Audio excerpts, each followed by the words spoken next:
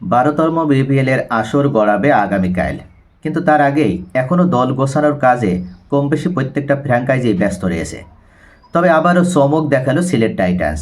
তারা একের পর এক কিন্তু চমক দেখিয়ে এবার বিপিএলে সবথেকে শক্ত প্রতিপক্ষ হিসেবে নিজেদেরকে দাঁড় করাতে সক্ষম হয়েছে। সিলেট টাইটান্স এখন পর্যন্ত তারা একবারও চ্যাম্পিয়ন হতে পারেনি, তবে এবার তারা প্রথম চ্যাম্পিয়ন হতে চায় এমন পরিকল্পনা নিয়ে তারা মাঠে নামছে। নতুন মৌসুম শুরু হতে আর মাত্র একদিন বাকি।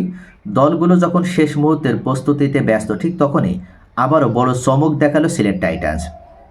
উদ্বোধনী ম্যাচের আগেই ফ্র্যাঞ্চাইজি দলে টেনেছে আফগানিস্তানের বিধ্বংসী ওপেনার এবার হজরতুল্লাহ জাজাইকে, যিনি এক ইনিংসেই ম্যাচের মোড় ঘুরিয়ে দিতে পারেন।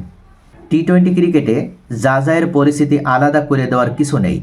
২৭ বছর বয়সী এই বাঁহাতি ব্যাটার সব মিলিয়ে ১৪২টি টি-20 ম্যাচে ৩,৪৬৪ রান করেছেন এবং স্ট্রাইক রেট ১৪০-এরও বেশি, যেটা বাংলাদেশি ব্যাটসম্যানদের কাছে অনেকটা স্বপ্নের মতো।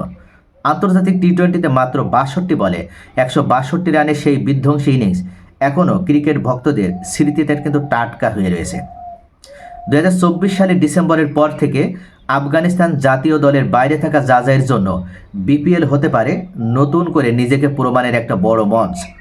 সামনে টি-20 বিশ্বকাপ, সেই লক্ষ্যে জাতীয় দলের ফেরার দৌড়ে এই পারফরম্যান্সে হতে পারে তার সবচেয়ে বড় হাতিয়ার। জাজাইকে দলে নেওয়ার মধ্য দিয়ে সিলেটের বিদেশি শক্তি আরও সমৃদ্ধ হলো। এর মধ্যে দলটিতে রয়েছে মঈন আলী, মোহাম্মদ আমির, সাম আয়ুব এবং অ্যাঞ্জেলো ম্যাথুস ও অ্যারন জোন্সের মতো অভিজ্ঞ ও তারকা ক্রিকেটাররা।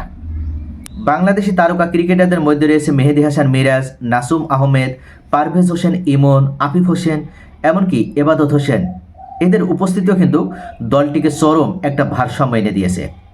তাই আগামীকাল সর্বপ্রথম রাজশাহী ওয়ারিয়র্সের বিপক্ষে ম্যাচ দিয়ে বিপিএল অভিযান শুরু করবে সিলেট টাইটান্স।